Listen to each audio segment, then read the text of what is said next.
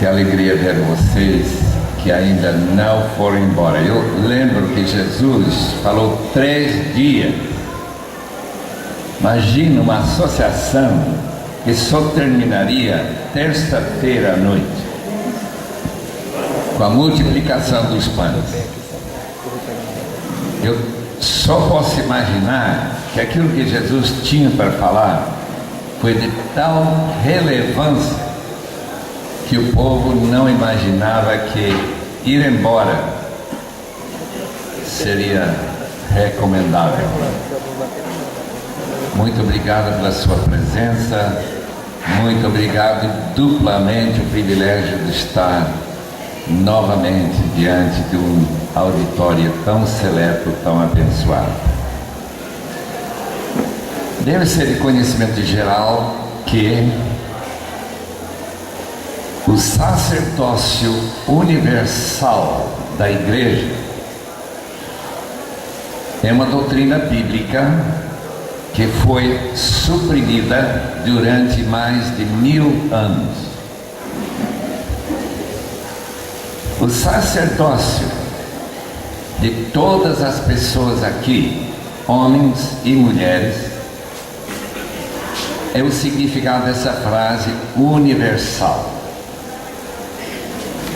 Mas não tem sido muito divulgado porque nós não queremos ser confundidos com um certo nível de liderança da Igreja Católica.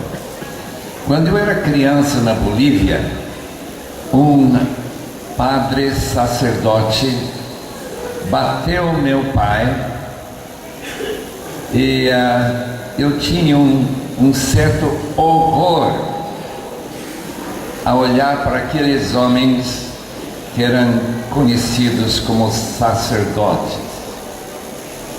Mas quando encontrei na palavra de Deus que Deus nos constituiu sacerdotes e reino, 2 vezes no livro de Apocalipse. E quando em 1 de Pedro capítulo 2, um texto que nós queremos ler agora, os irmãos vão entender por que eu tive que mudar o meu conceito sobre o significado do sacerdócio de todos os crentes. Os irmãos abrem suas Bíblias naquela carta do pescador, discípulo e apóstolo e mártir Simão Pedro, capítulo 2 da sua primeira carta.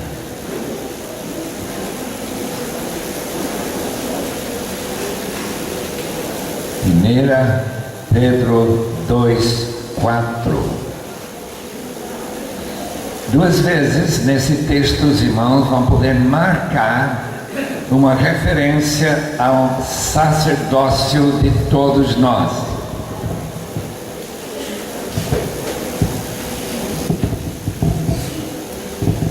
Começando a leitura no versículo 4. À medida que se aproximam dele, isto é, a Cristo, a pedra viva, rejeitada pelos homens, mas escolhida por Deus e preciosa para Ele, vocês também estão sendo utilizados como pedras vivas na edificação de uma casa espiritual para serem sacerdócio santo, oferecendo sacrifícios espirituais aceitáveis a Deus por meio de Jesus Cristo, pois assim é dito na Escritura: eis que põe em Sião uma pedra angular, escolhida e preciosa, aquele que nela confia jamais será envergonhado.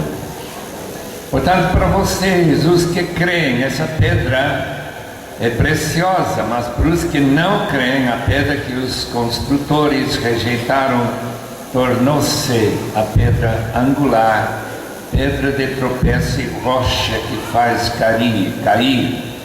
Os que não creem tropeçam, porque desobedecem a mensagem para o que também foram destinados. Vocês, porém, são geração eleita, sacerdócio real, nação santa, povo exclusivo de Deus, para anunciar as grandezas daquele que o chamou das trevas para a sua maravilhosa luz.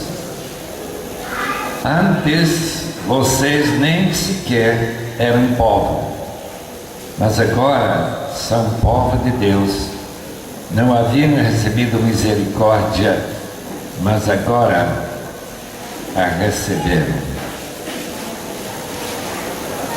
Eu não tenho coragem de falar nada sobre esse texto, porque é a palavra de Deus, a não ser que nós nos humilhemos diante do Senhor em reconhecimento que se Ele não falar, esta hora será totalmente perdida.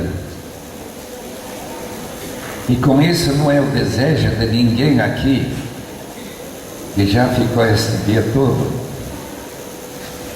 Eu gostaria que nós orássemos com fé e insistência que Deus seja presente em cada coração para aplicar e gravar algumas ideias deste texto, alguns conceitos no seu íntimo, para que há 10 anos, ou talvez 20,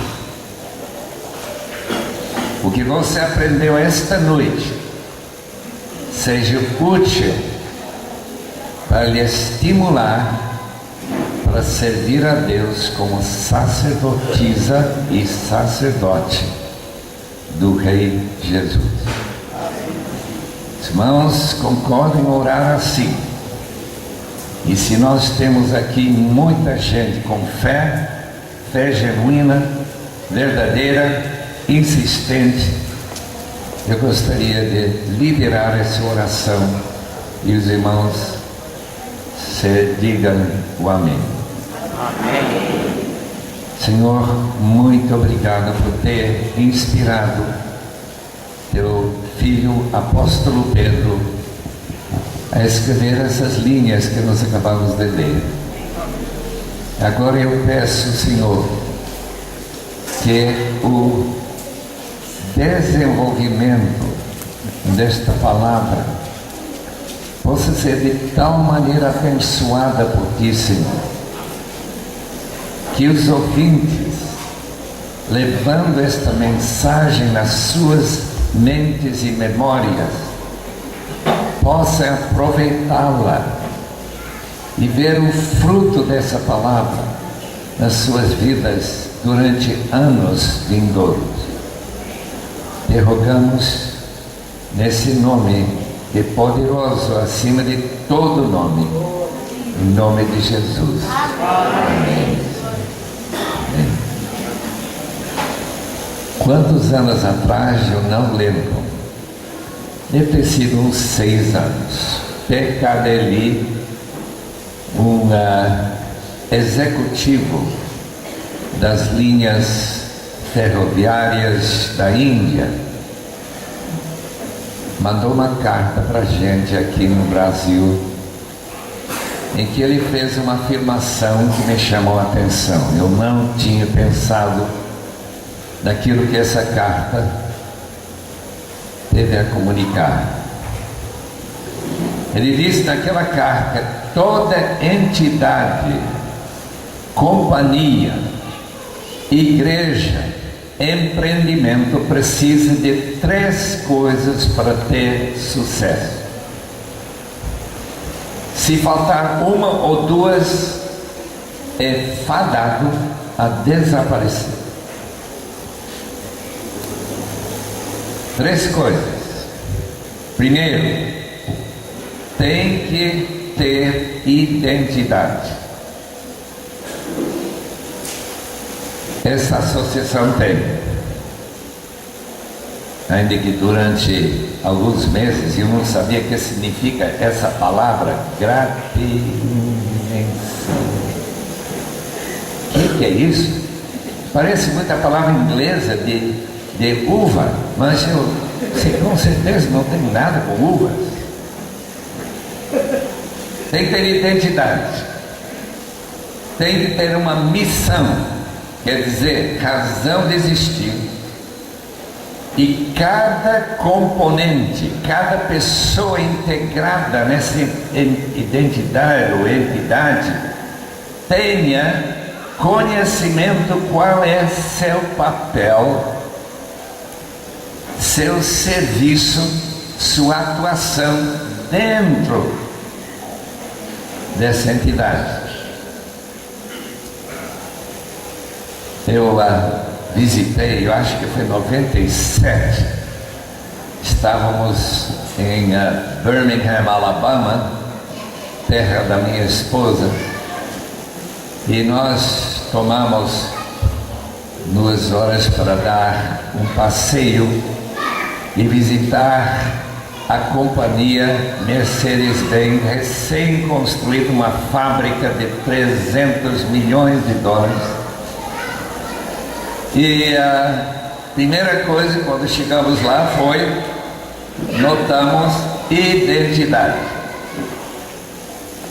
Tudo que a gente olhava, indicava que era a companhia Mercedes-Benz, a companhia maior alemã,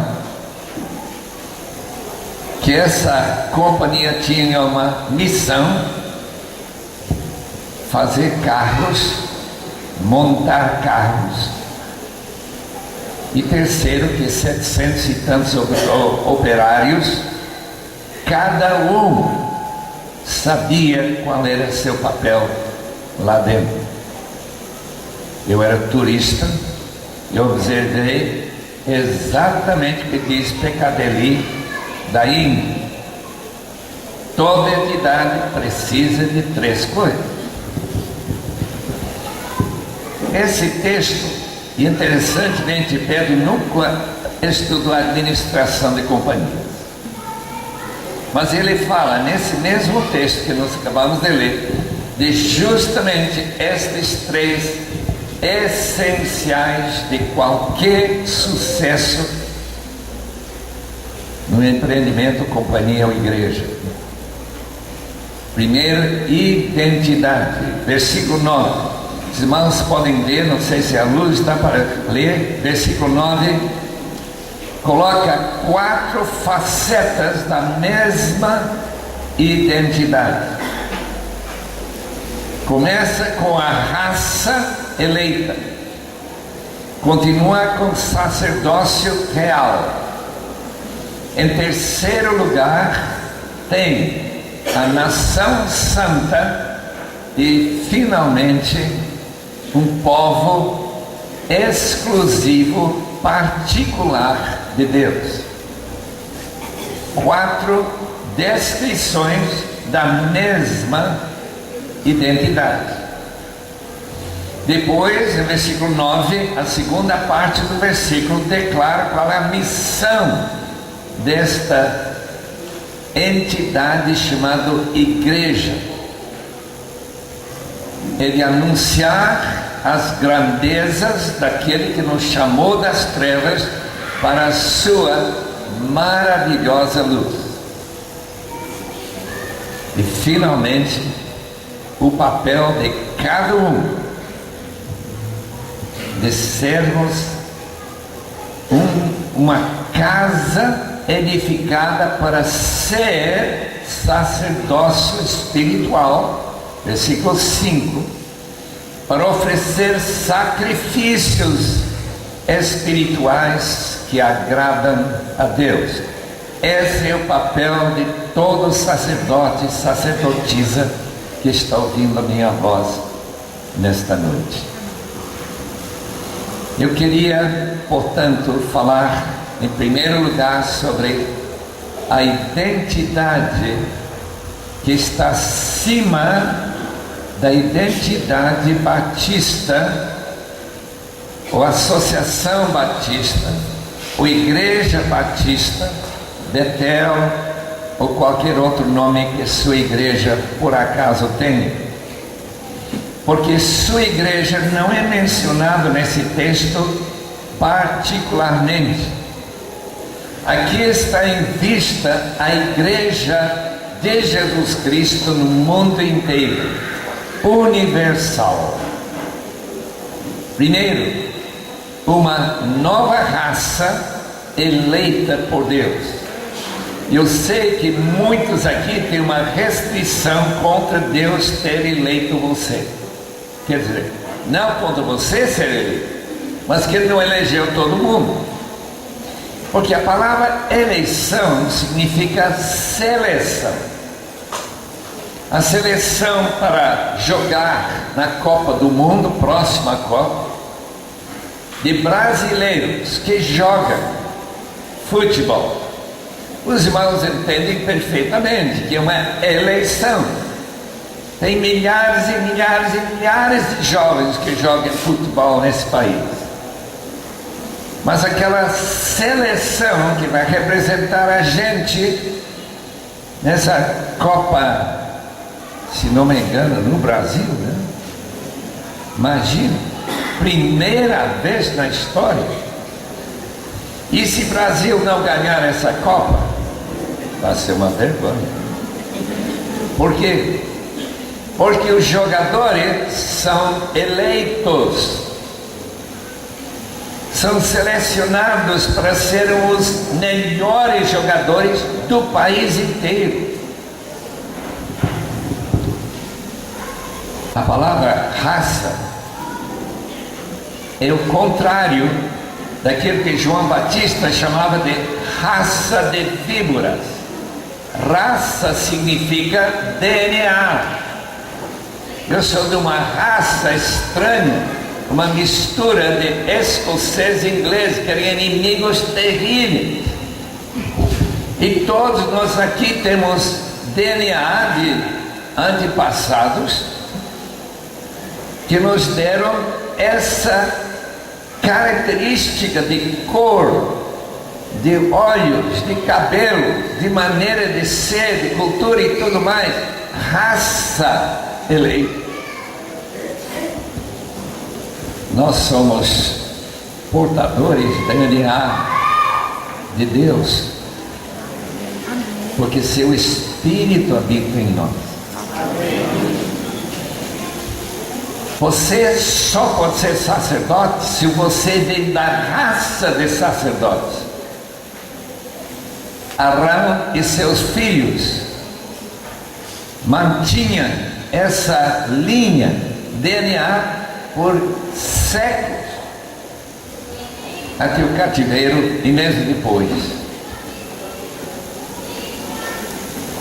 Irmãos, a bênção de ser a raça eleita, que somos todos, se somos cristãos de verdade, se fomos aceitos por Deus dentro do seu corpo, Jesus Cristo colocando-nos e dando-nos este título, essa identidade. Você agora é raça eleita, seleta.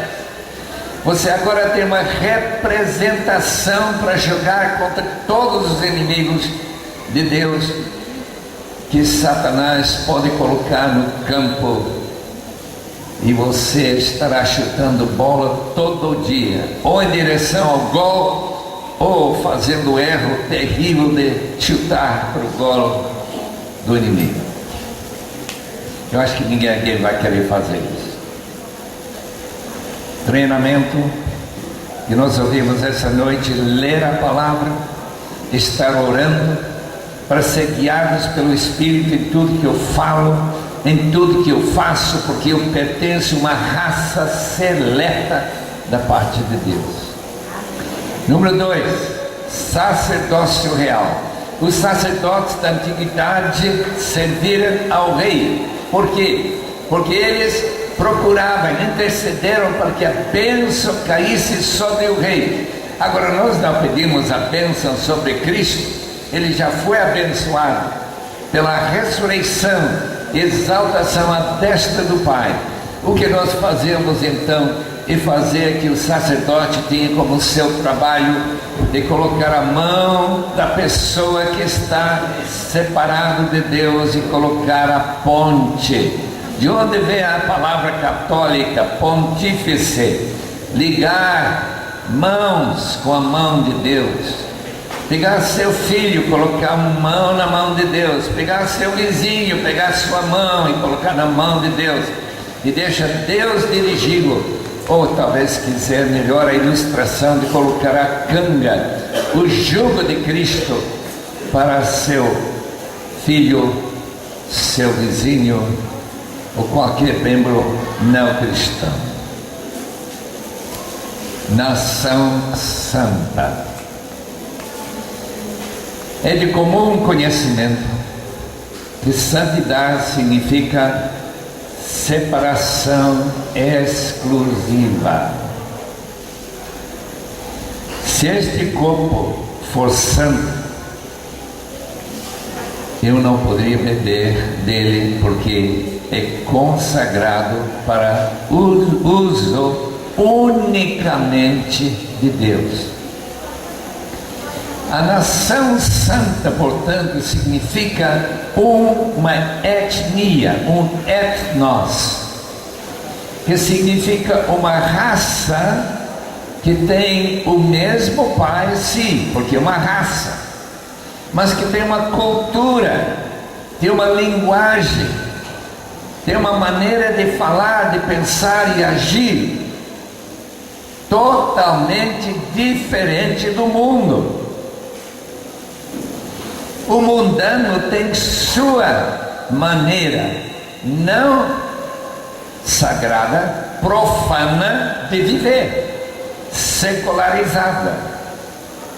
Nós, queridos irmãos, somos representantes de Deus, somos cidadãos do céu, enviados para este mundo para cumprir a missão que o versículo 9 fala: anunciar as grandezas daquele que nos chamou das trevas.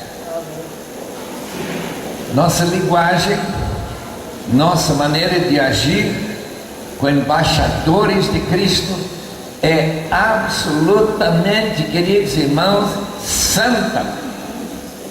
Quando há um escândalo, e de vez em quando a gente escuta escândalos,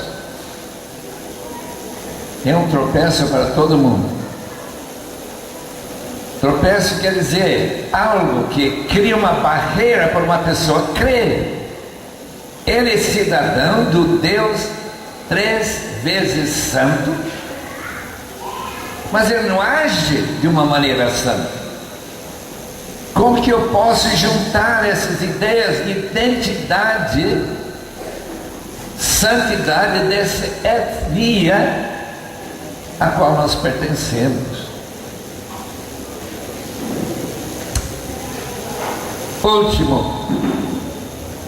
Última faceta é povo exclusivo de Deus. Está vendo a ideia de santidade?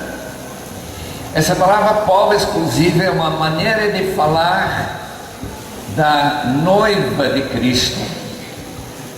Porque ainda que eu amo todas as mulheres que estão aqui, mesmo que não conhecem, tem uma mulher que eu amo exclusivamente. Os irmãos entendem? Se eu amasse todas as irmãs como eu amo a minha esposa, eu seria o pior dos elementos. Portanto, Deus ama a gente de uma maneira diferente que ama esse mundano, a não ser que ele venha pertencer à raça eleita, a não ser que ele venha se tornar um sacerdote real, e a não ser que ele se torne parte do etnos da nação santa, porque essa noiva de Cristo tem que ser sem mancha, sem ruga. O que quer dizer sem ruga? Não é uma pessoa tão velha que ninguém quer casar com ela mais. Especialmente Cristo, que merece a mais perfeita, bela, preciosa moça do mundo inteiro, que é a Igreja de Cristo, sua noiva, povo exclusivo de Deus. Se essa identidade ressoa na sua mente, se os irmãos realmente captam a ideia de pertencer a um grupo tão seleto como é a Igreja de Cristo, os irmãos estão em condições de orgulhosamente, no orgulho celestial, cumprir sua missão. Quando nós entramos naquela fábrica, eu não tive nenhuma ilusão que aqui se fabrica pasta dental. De forma alguma. A confusão em termos de que é que esta fábrica produz não era nem possível. Tudo combinava para criar em, eu acho que menos de uma hora, do nada, peça, um carro que valia, veja lá, uns 30 mil dólares. Queridos irmãos, a missão nossa, e essa identidade que Deus nos deu, é uma missão de tanto orgulho, que você não pode imaginar deixar e ficar em silêncio ou com vergonha quando você pensa na grandeza de Cristo, exaltado acima de todos os deuses, acima de todas as religiões, acima de todos os demônios, e que Ele, nosso Senhor, que morreu por nós e tem as marcas da cruz nos seus punhos, as grandezas daquele que nos amou e voluntariamente se ofereceu por nós nessa cruz tão vergonhosa e agonizante. Eu indago a mim mesmo, por que você tem relutância de abrir o jogo com qualquer pessoa não crente e graciosamente oferecer a misericórdia que Cristo oferece a todos aqueles que estão dispostos a reconhecer seu pecado, a se curvar e se submeter ao seu senhorio. Papel de cada um. Eu observava dentro daquela fábrica de Tuscaloosa, nenhum indivíduo, que ficava olhando para o teto, sem saber por que ele estava lá. 700 operários, todos trabalhando com aquela esteira, que se eles falharem, aquele carro vai ter um defeito que pode chegar até matar seu ocupante. Então, da seriedade com que eles trabalharam, me impressionou demais. Imagina se eu trabalhasse como eles estavam trabalhando. O sacerdócio de todo cristão, meus irmãos, é muito sério. E segundo o versículo 5, os irmãos podem verificar o papel de cada sacerdote e sacerdotisa do mundo, se ele é de Cristo.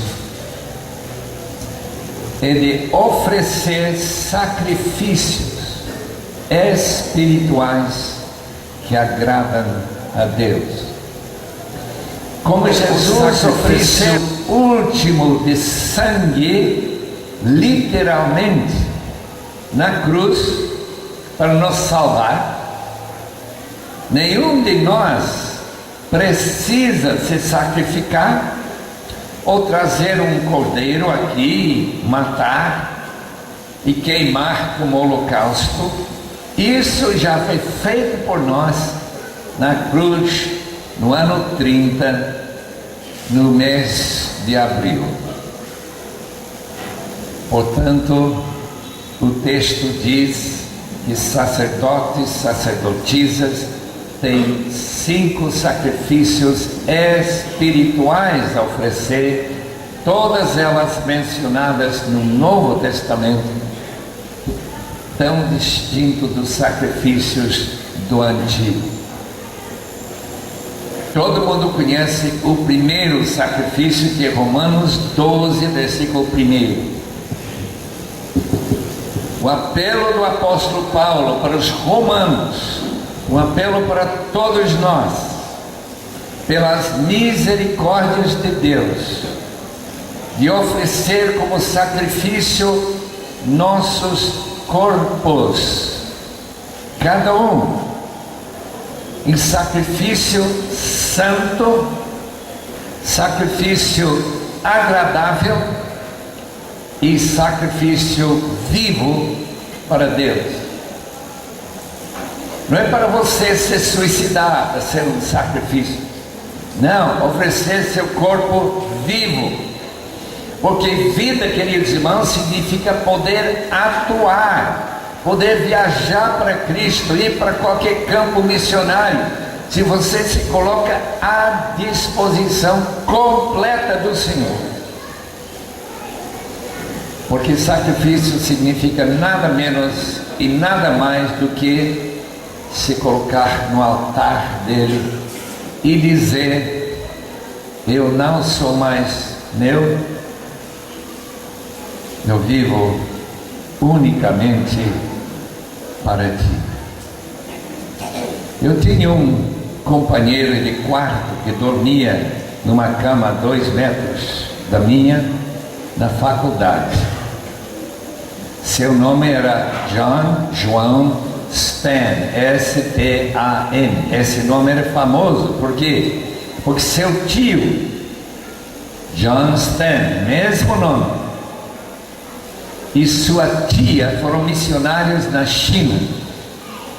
E no dia 6 de dezembro de 1934, quando eu tinha 5 aninhos, foram decapitados no interior da China. As forças comunistas, sob o comando de Mao Tse-tung, cercaram aqueles missionários da missão interior da China,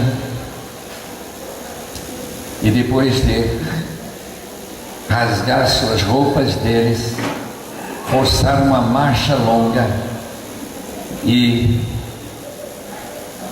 colocar o pescoço de uma espada, decepar as cabeças do seu tio e da Betty, sua esposa, deixando uma menina de menos de 1 ano, que, salva pela graça de um irmão da cidade. Meus irmãos, quando eu imagino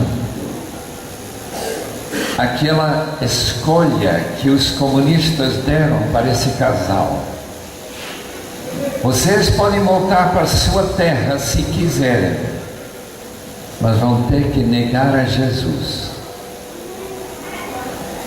Se não negar a Jesus, serão decapitados. Eles escolheram ser sacrifício vivo na China em primeiro lugar e serem decapitados em segundo lugar.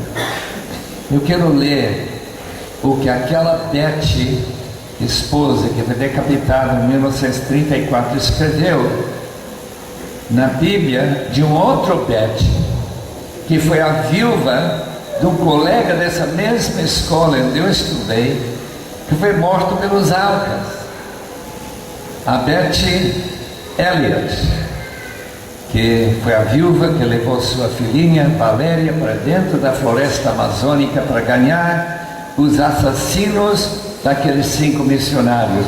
Deixe-me ler o que ela escreveu, que ela tinha escrito na sua Bíblia, aquela que foi decapitada na China. Ambos se chamam Elizabeth ou Betty. Senhor, eu entrego todos os meus amores e propósitos, todos os meus desejos e esperanças, aceito a tua vontade para a minha vida, eu dou a mim mesma, minha vida, tudo completamente a ti, para ser teu para sempre. Enche-me, sela-me com teu Espírito Santo, usa-me como tu queres, manda-me onde queres, operar tua inteira vontade na minha vida, qualquer que seja o preço, agora e para sempre. Essa irmã Betty tinha uma premonição. Algumas mulheres são profetisas natas. Ela tinha aquele sentimento, alguma coisa muito complicada vai acontecer comigo. E ela tinha aquela relutância de ir para a China. Mas esta oração mostra o momento em que Romanos 12, versículo 1, se tornou uma realidade na sua vida. Quase nenhum de nós aqui esta noite tem tomado essa decisão de entregar sua vida para ir para qualquer lugar que Deus mandar, para ser totalmente dele, e que todos os seus sonhos e propósitos estejam colocados nesse altar, como foram daquela santa jovem Betty Stan. O segundo sacrifício, amados irmãos, se encontra em Romanos também, capítulo 15, e versículo 15 e 16. Este texto sacerdotal é muito claro o que está envolvido neste texto. Romanos 15 e versículo 15 e 16. Deixe-me ler para os irmãos.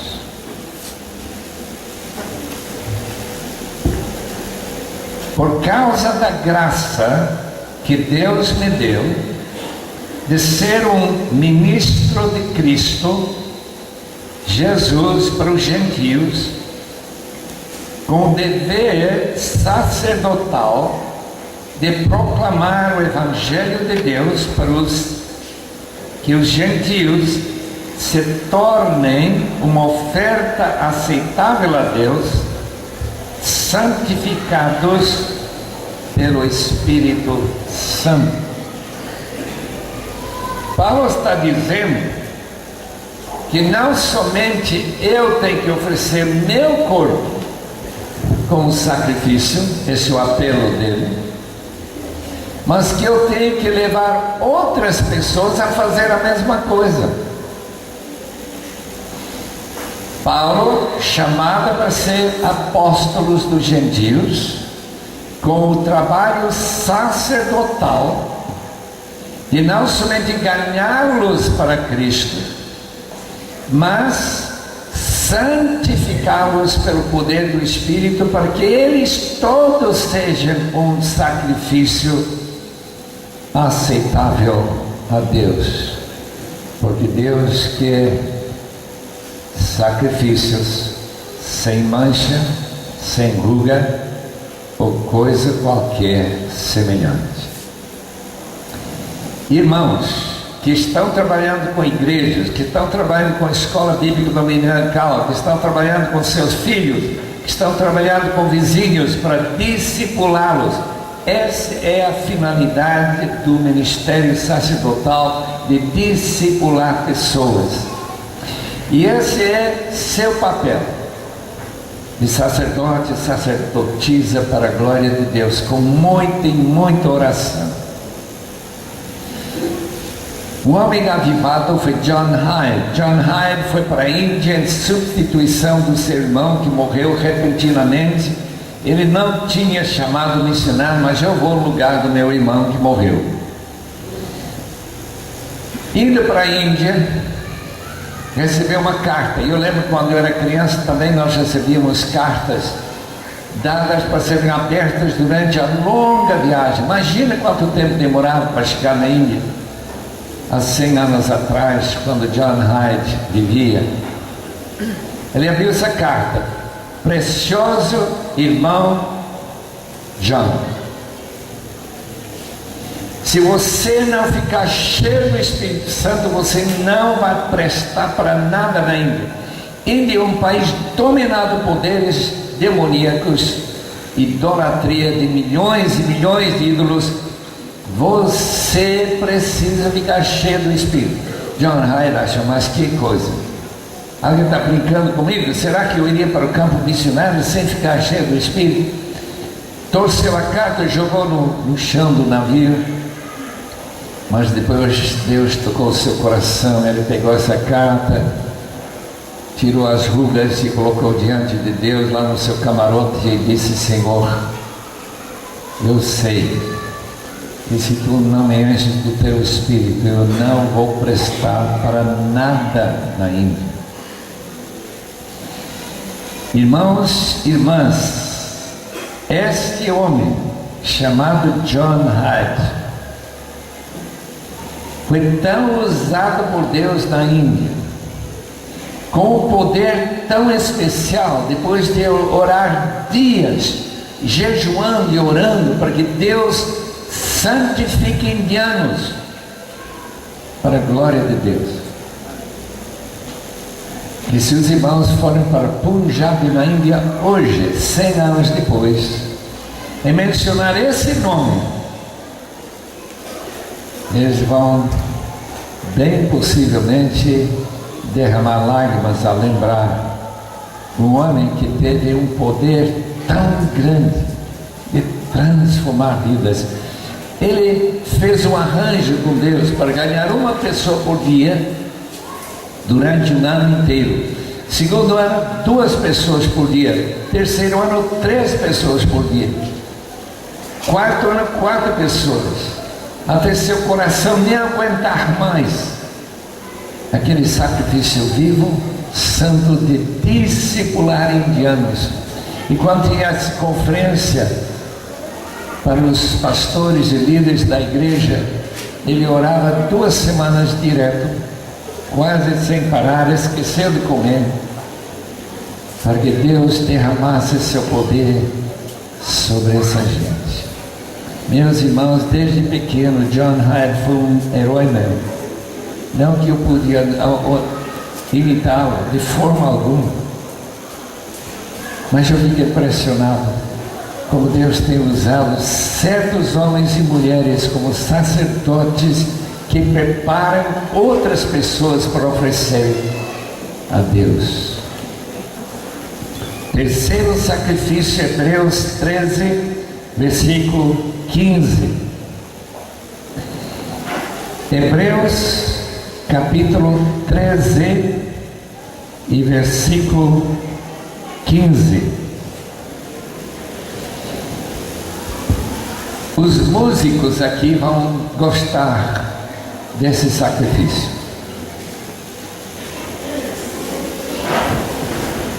13:15 diz assim: por meio de Jesus, portanto, ofereçamos continuamente a Deus um sacrifício de louvor, que o fruto é de lábios que confessam o seu nome.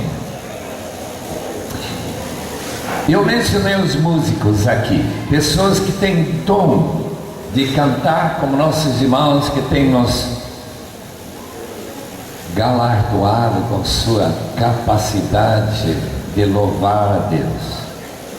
Mas esse texto não está dizendo que você tem que ter uma voz louvável para louvar. O que você precisa é de um coração que bombeia louvor como bombeia sangue, o tempo todo, diz, sem parar, sempre louvando a Deus. Não é isso que nós faremos lá no céu? Você está louvando a Deus que está dormindo? Claro. Seu sonho, louvado seja Deus. Glória ao Senhor. Grato a Ti, Senhor. Eu não mereço Tuas bênçãos, Senhor. Esse meu papel sacerdotal de ser levita no templo do meu Senhor. Eu não tenho uma voz que qualquer pessoa que gostaria de ouvir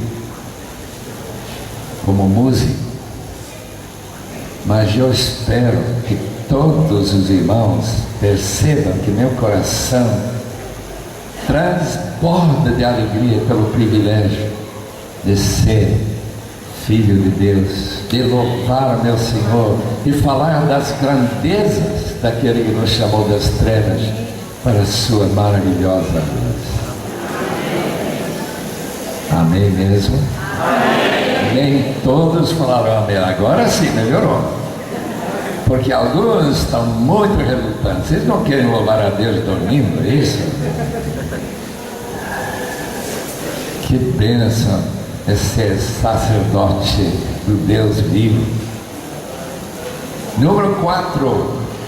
Não tem que ir longe não. Estão em Hebreus 13, versículo 16. Novamente, lendo o texto, versículo 16: não se esqueçam de fazer o bem, de repartir com os outros o que vocês têm, pois de tais sacrifícios Deus se agrada. Que sacrifícios?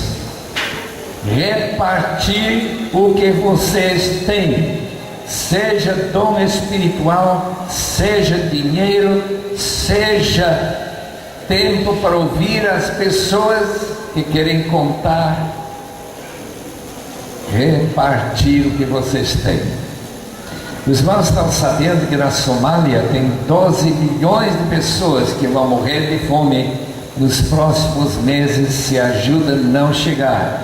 Uma estiagem pior em 60 anos, e já morreram de fome 30 mil crianças. É um desastre de proporções incríveis.